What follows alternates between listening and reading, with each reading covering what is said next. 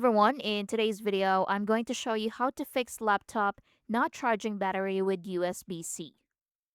If your laptop isn't charging through USB-C, there are a few common reasons why this happens. So first, your charger might not support USB-C power delivery or simply doesn't have enough wattage.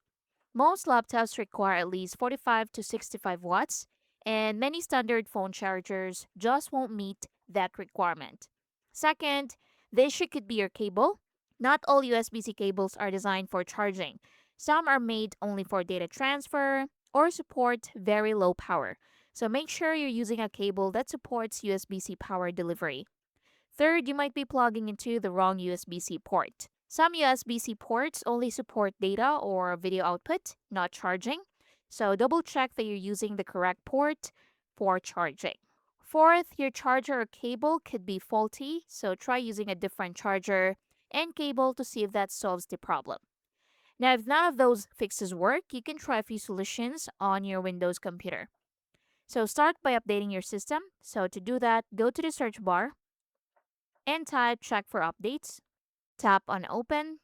Then at the right side, select check for updates and make sure your system is fully up to date.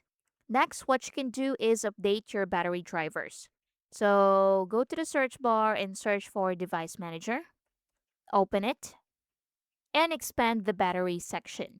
So look for batteries. So double tap on it. Now right click on your battery and choose update driver. Now in here, select search automatically for drivers. Now once that's done, another step you can try is running the power troubleshooter. So close this one, another step you can try is running the power troubleshooter. So go to the search bar and search for CMD and run it as administrator. So tap on yes. Then in here, type in msdt.exe space dash id space power diagnostic.